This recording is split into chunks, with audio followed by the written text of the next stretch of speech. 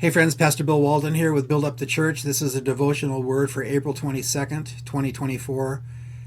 This is out of the Gospel of Luke, chapter 19.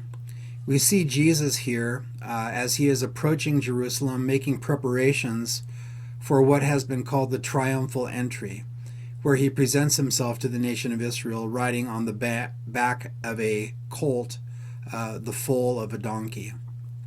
Jesus was very specific about this. In those days, a conquering king would ride in on a stallion, but a priest or some other public figure with more humble presentation would come in on the back of a donkey.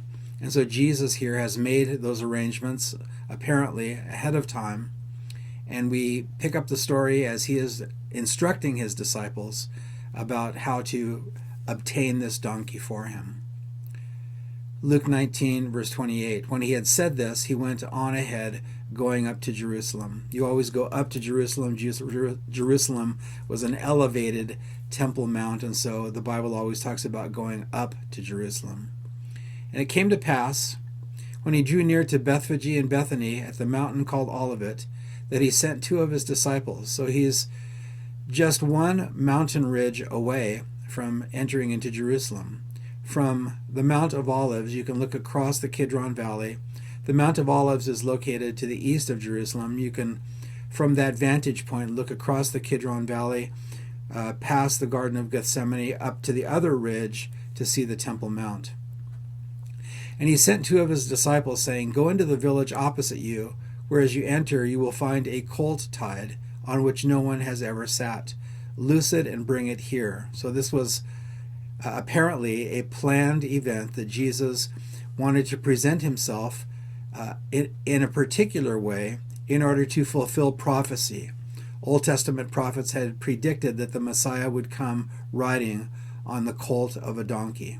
And so Jesus was fulfilling that prediction. And then Jesus said something very interesting, and this is my main point for this short message. And if anyone asks you, why are you loosing it? Thus you shall say to him, because the Lord has need of it. The Lord has need of it. In heaven, Jesus had need of nothing. He lacked nothing. He didn't lack knowledge. He was omniscient. He had full knowledge. He didn't lack power. He was omnipotent. He had full power. There was no place where his presence did not exist. He was omnipresent. In his incarnation, Jesus willingly, and I like to say it this way, it's not a very poetic way to say it, but I like to say it this way, he stuffed himself into a human body. He became needy. He became needy as a child, as a baby, as an infant. He was needy. He depended upon his mother and father to take care of him. As a child growing up, he depended on his parents to feed him and clothe him. As a grown man, he had needs of hunger and sleep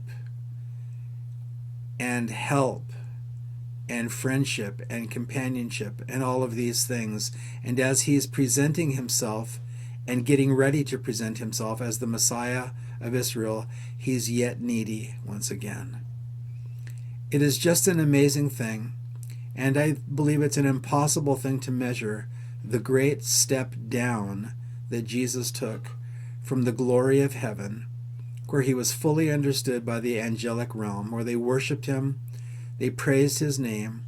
He stepped down into humanity, where he was misunderstood and slandered and accused and maligned and lied about, beaten and eventually killed.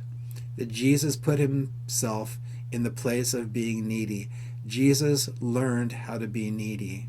He volunteered to be needy so that he could be the perfect sacrifice for our sins, the sinless God-man going to the cross, dying for our sins.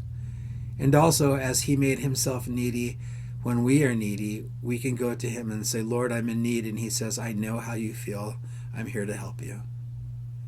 Jesus learned to be needy and submitted himself to that experience for you and I. He became one of us so that when we put our faith in him, we could go and be with him.